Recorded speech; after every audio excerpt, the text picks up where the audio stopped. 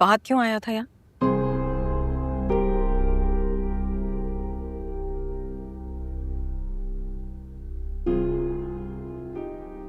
Date मारने आया था।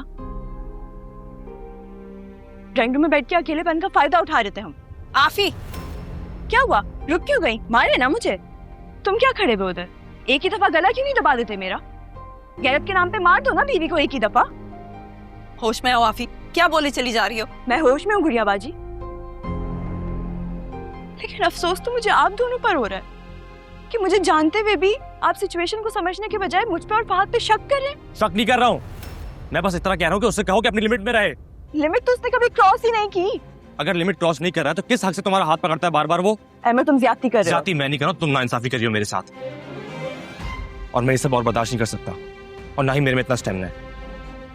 और इस बात को अभी यहीं पे खत्म करो, और कल से तुम अपने डैड के ऑफिस नहीं जाओगी।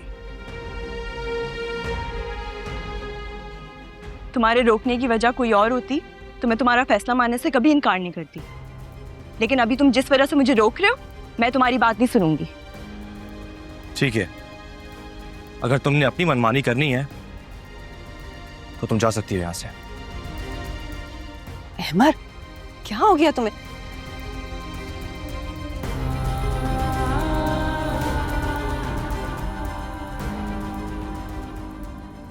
आफी, आफी रुको। अहमद रोको उसे, जा रही है वो। इसको जाना तो जाने दे यहां से।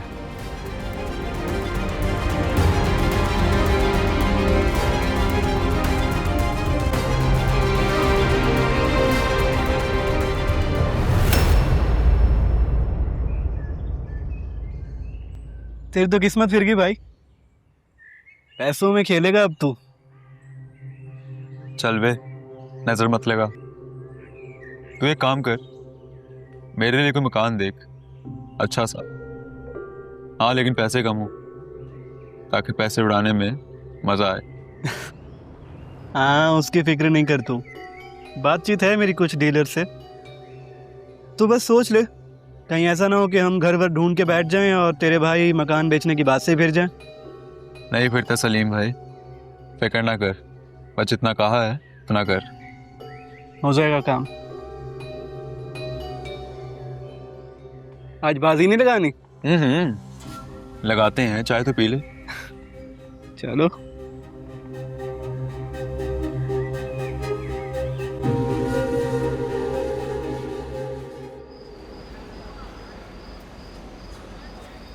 कहीं फिर से पैचअप ना हो गया हो इन दोनों का।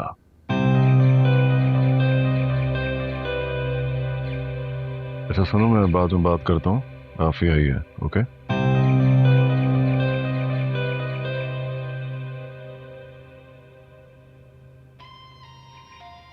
हेलो।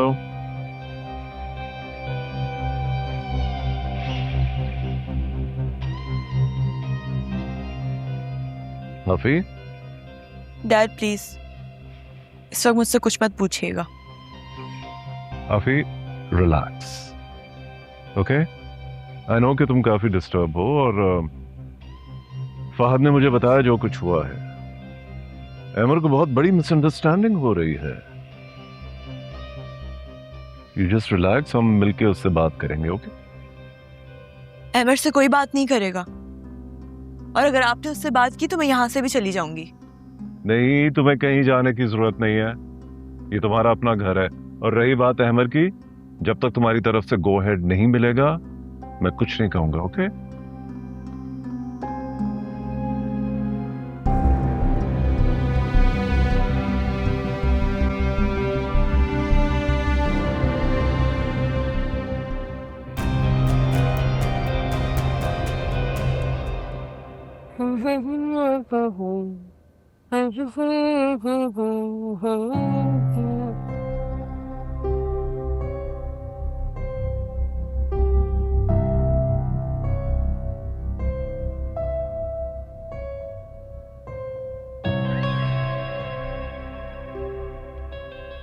क्या हुआ?